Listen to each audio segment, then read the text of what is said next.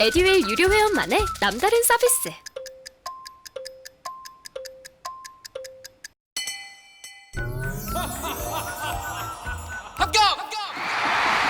합격하고 돈도 받는 혜택. 오직 에듀윌 유료 회원에게만. 에듀윌.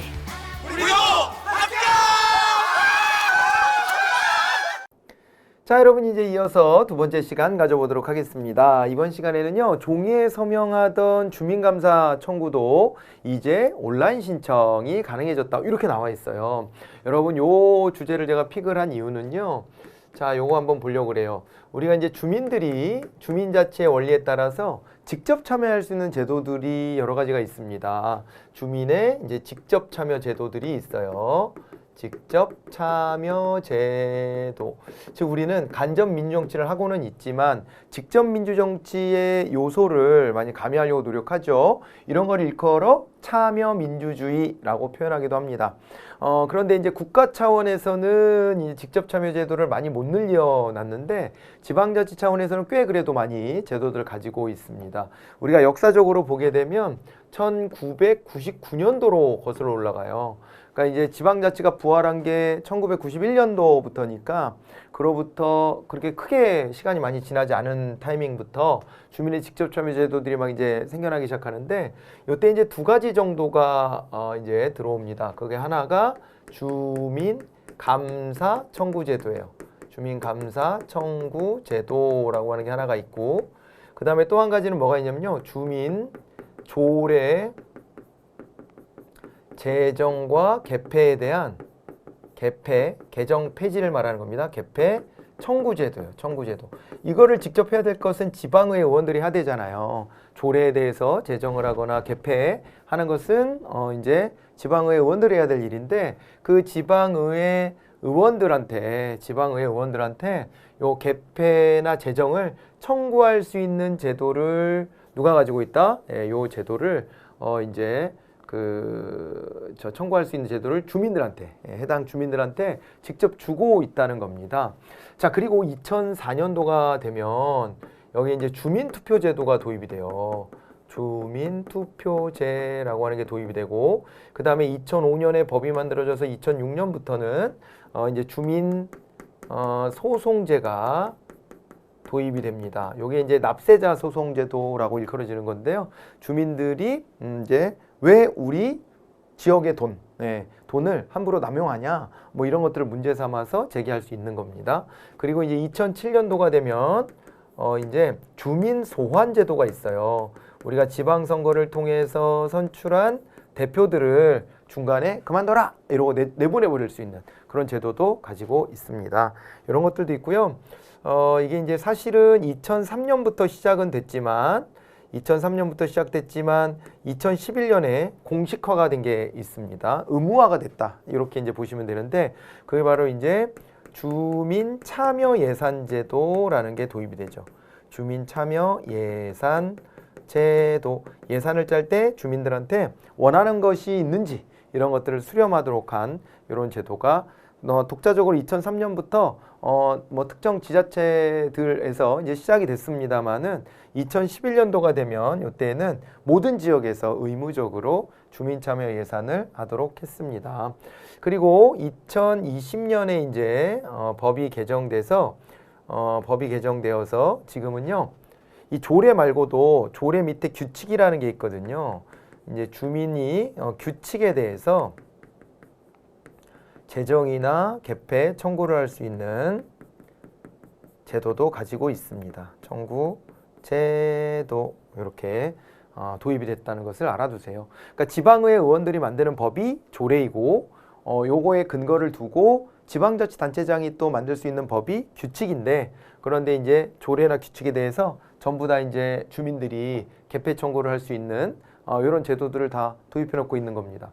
자, 그런데 이런 역사를 가지고 있는데 이게 이제 절차가 굉장히 까다롭고 복잡하고 하단 말이야. 근데 요즘 세상이 무슨 세상입니까? 진짜 뭐 정보사회에 딱 요걸 한참 우리가 지금 만들어가고 있잖아요. 그러니까 종이에 서명하던 주민감사 청구를 이제 온라인 신청할 수 있도록 했다, 이렇게 되어 있습니다.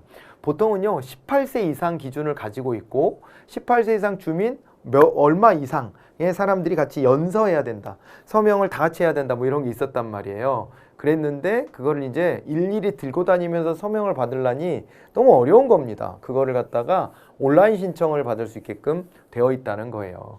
자, 볼까요? 7월부터 주민 이직접 플랫폼을 통해서 중앙부처와 17개 시도에 서면으로만 신청할 수 있었던 이제 주민감사 청구를 온라인으로도 신청하는 게 가능하다 이렇게 되어 있습니다. 이거 잘 보시면은요, 우리가 이제 지방자치를 이중으로 하고 있어요. 이거를 이제 이층제라고 하는데, 이층제 구조를 가지고 있는데, 하나가 이제 광역자치를 하는 것이고 그 아래에 기초자치를 또 하고 있습니다. 그런데 중앙부처에 이제 감사 청구를 하는 경우는요, 시도에 관련된 거예요.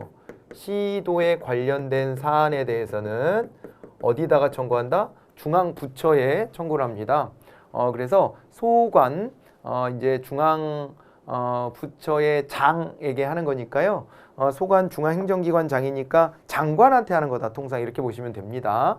자, 그리고 17개 시도에다가 또 신청하기도 하는데, 요거는 이제 시도가 아니라 시군구 기초자치단체 있죠? 시군구 관련 사안에 대해서는, 요 사안에 대해서는 17개 시도에 서면으로 신청할 수 있다. 이렇게 되어 있는 겁니다. 우리가 광역자치단체가 17개가 있고요. 기초자치단체가 226개가 있는데, 여기에 이제 각각 어떤 사안들이 발생했을 때 주민들이 감사를 해주세요 라고 할 때는 상급단체로 가는 거거든요.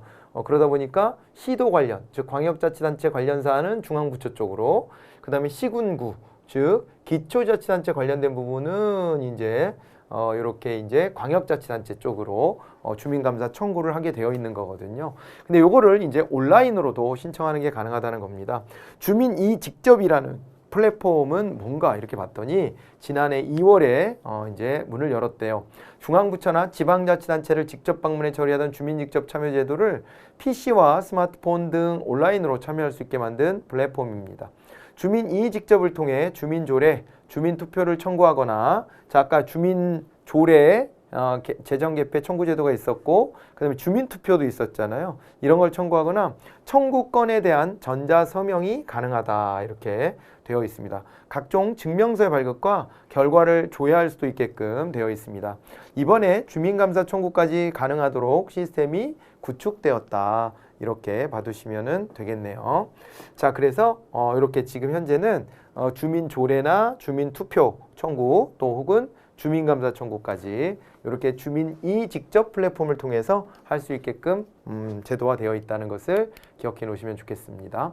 주민조례는 일정한 수 이상의 주민들이 연서로 해당 지방자치단체 장에게 재정, 개정, 폐지를 청구할 수 있는 조례를 말하고, 주민조례 청구권자는 18세 이상의 성업권이 있는 주민이 청구할 수 있으며, 청구 서명 요건은 인구 규모별에 따라서 다르다 이렇게 되어 있습니다. 광역자치단체와 기초자치단체, 또 인구 규모에 따라서 그것도 세분화해서 나눠놓고 있습니다. 지금. 자, 그리고 수리된 주민청구 조례안은 1년 이내에 심의 의결해야 되고, 의결되지 않은 주민청구 조례안이 있다면 지방의회 임기 만료 시 자동 폐기되는 게 아니라 다음번 의회가 또다시 4년마다 한 번씩 구성되잖아요. 그럴 때 걸쳐진 조례안에 대해서는 차기 지방의회 임기 4년에 한해서 심의 의결을 할 수 있게끔 열어놓고 있습니다. 자, 주민투표는 지방자치단체 패치, 분합. 패치 말이 어렵죠. 법에서 이런 말들 씁니다.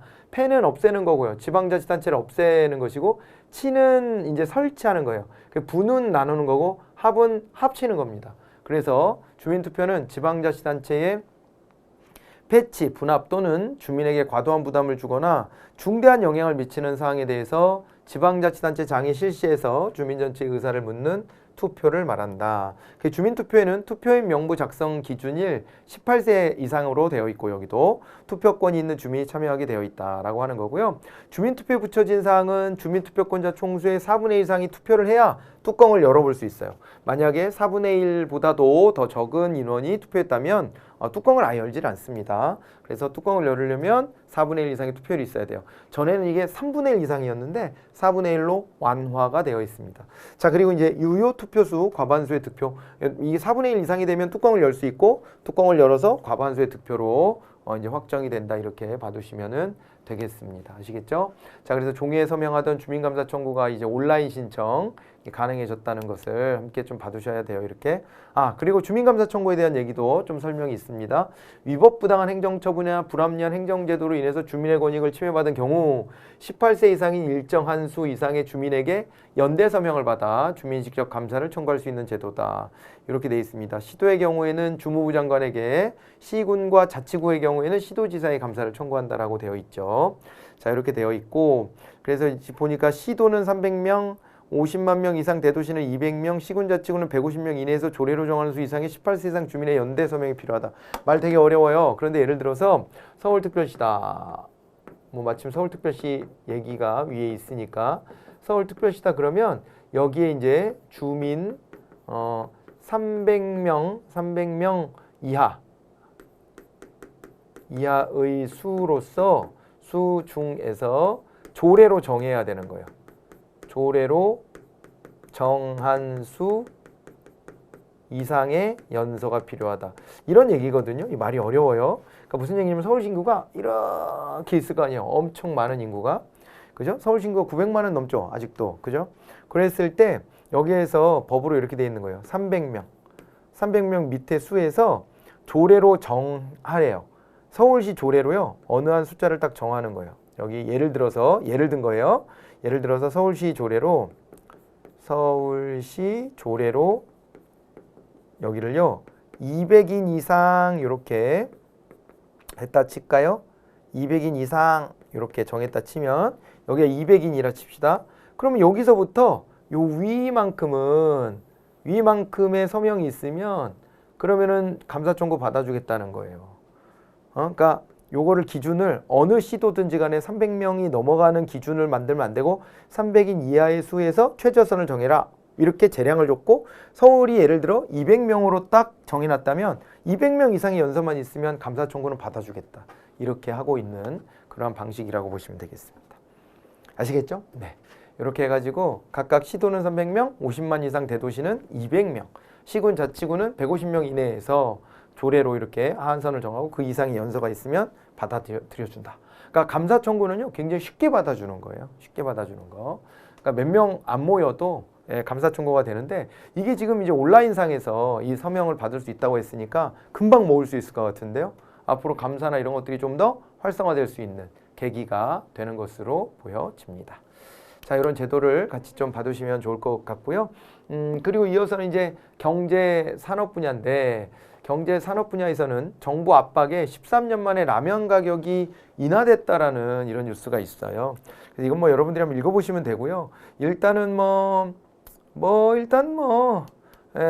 가격 낮아지면 소비자 입장에서 나쁠 건 없죠.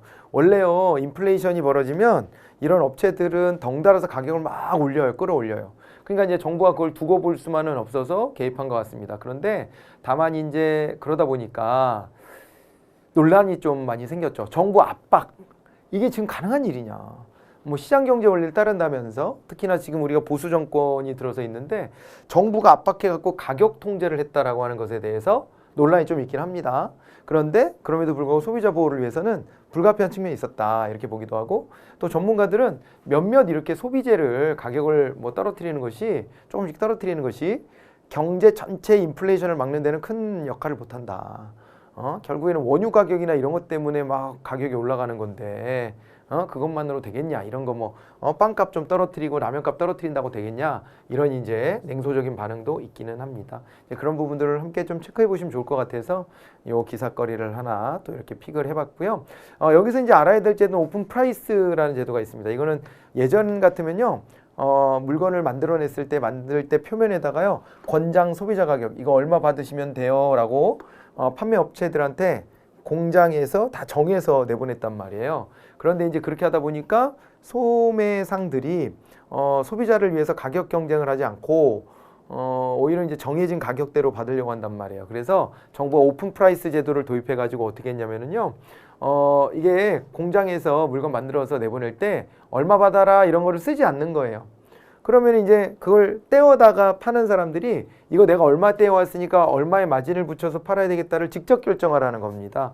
이렇게 하다 보면은 서로 자기들끼리 경쟁이 붙어서 우리 주유소 같은 데처럼 경쟁이 붙어가지고 쟤보다 우리가 좀 싸게 팔아요 이런 걸 어필할 수도 있어서 소비자한테 이로울 것이다 이렇게 이제 봤던 제도가 오픈 프라이스 제도입니다. 근데 어쨌건 가격을 오픈 프라이스로 이렇게 했는데도 불구하고 정부가 이제 압박해서 라면 가격을 인하하는 이런 일이 벌어졌고요. 그리고 에그플레이션 현상이 있기도 한데 에그리컬처, 농업에서의 인플레이션을 말합니다. 근데 지금은 밀 가격이 다시 안정이 돼가지고 밀로 뭐 식재료, 식품 만드는 회사들이 좀 가격을 낮출 수 있는 여지가 생기지 않았냐라는 정부의 판단하에 이렇게 이제 정부 압력이 좀 가해져서 이런 것들이 이제 이런 현상이 나타났다라고 하는 거네요. 자, 여기까지 보시고요. 잠깐 끊어서 다음 얘기도 이어가 보도록 하겠습니다. 수고하셨습니다.